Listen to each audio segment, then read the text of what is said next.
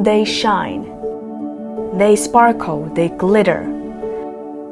For 3/4 of a century, they've been synonymous with forever due to an iconic brand slogan. A diamond is forever. 钻石很久远，这一句口号式的，管用了很多年。现在看来有点像说教似的，那显然没有背后的故事、数据、科学依据做支撑，说服力就不够了。 Natural diamonds appear to have lost some of their shine after suffering through perhaps one of their toughest periods.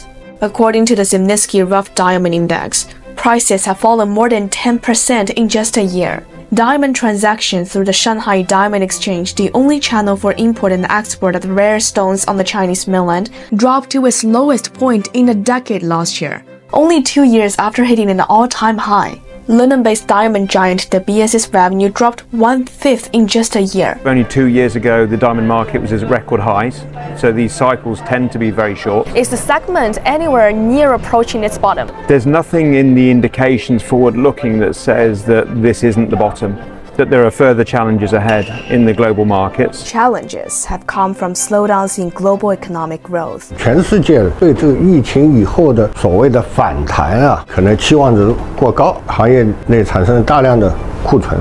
现在消费是被压抑了，我们首先要把它唤醒。Between online conspiracy theories, 最典型的说阴谋论，还有好多钻石矿都秘而不宣。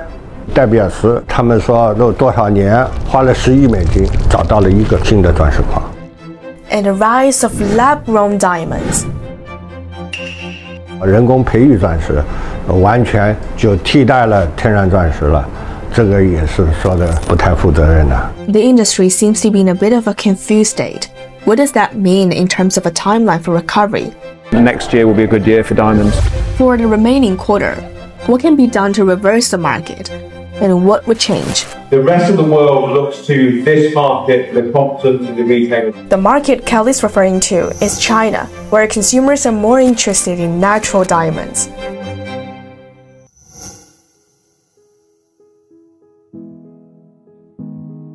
Looking at these two diamonds, watching the light sparkle from them into different colors, it's hard to tell the natural stone from its synthetic counterpart by eye.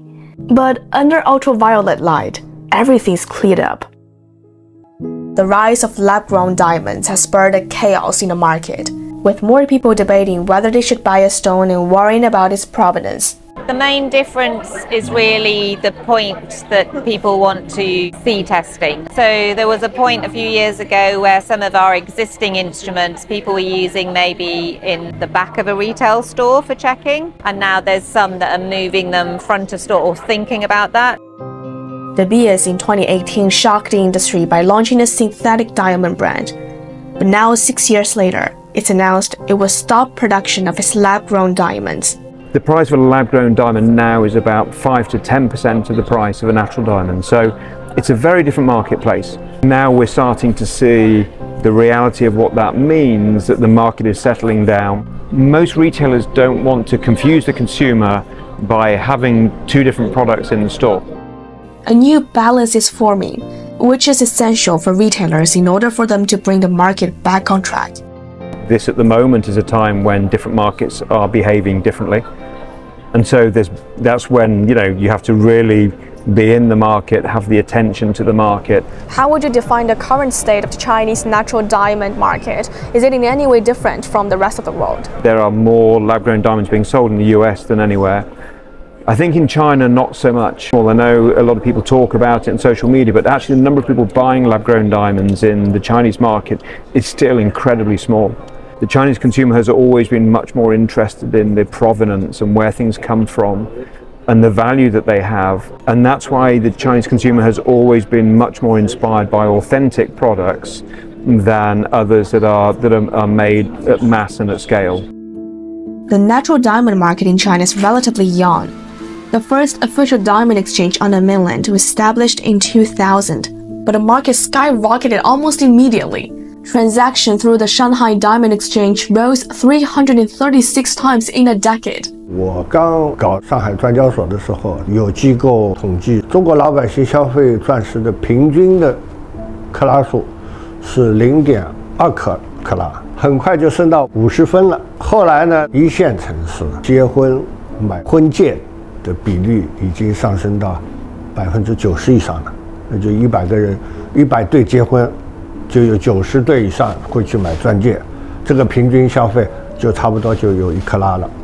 1克拉是消费的主流，中国消费者对钻石的品质要求更高。高在哪里呢？怎么体现？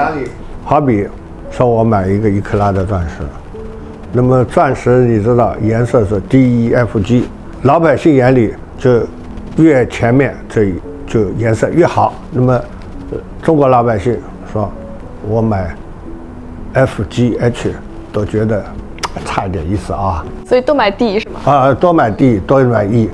With gold remaining a favorite in the country's long-standing tradition, luring consumers towards diamonds takes effort. A recent Boston Consulting Group report stated that in China, gold remains the most desirable. Natural diamond jewelry ranks 3rd for most desired gift and 4th for self-purchase. The key is the younger generation. The future trajectory of luxury goods, including diamonds, is increasingly influenced by millennials and Gen Z. The report estimates that by 2026, they will represent approximately 3/4 of the consumers in the luxury goods market. Competition among retailers in the market is as fierce as the changes in consumers' preferences.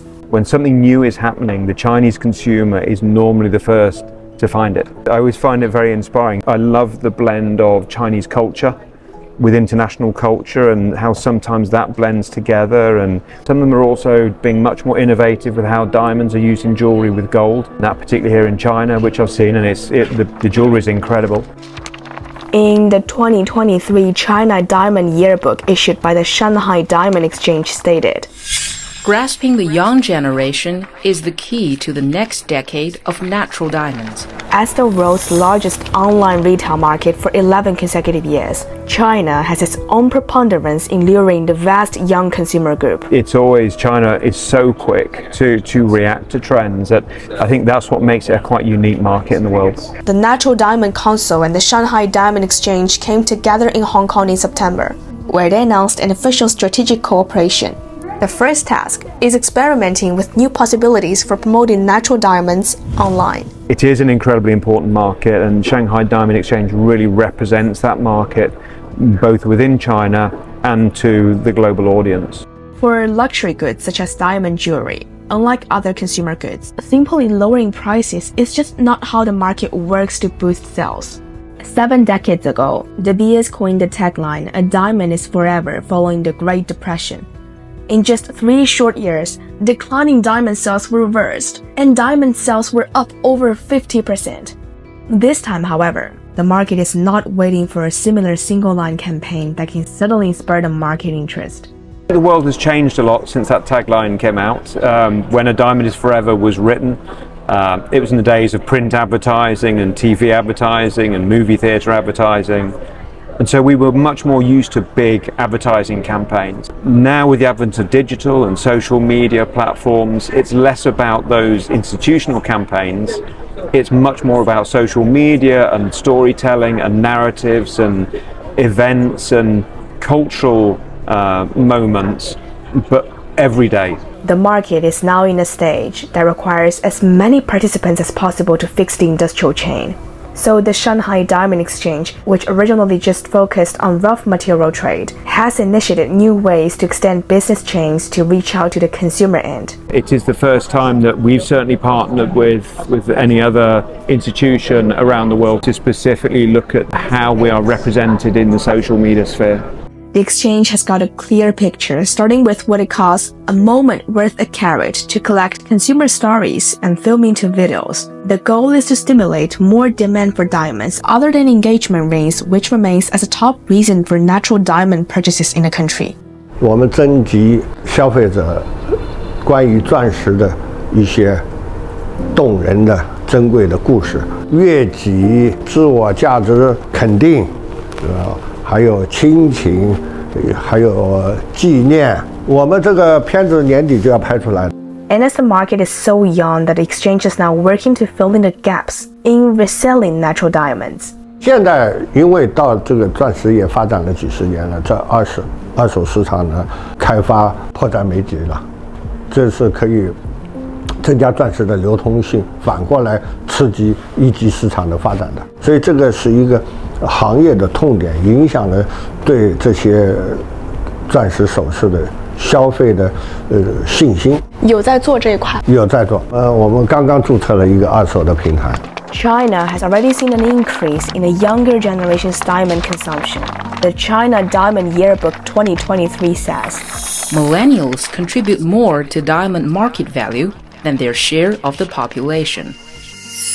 Gen Z is well on track, with their contribution to diamond jewelry sales in China doubling from 2020 to 2022. And new shopping occasions have emerged among Gen Zs. 1/3 of the purchases are for birthdays. But long term, they're a great investment. Over the last 30 years, the average price of a diamond has increased by like 3% per year.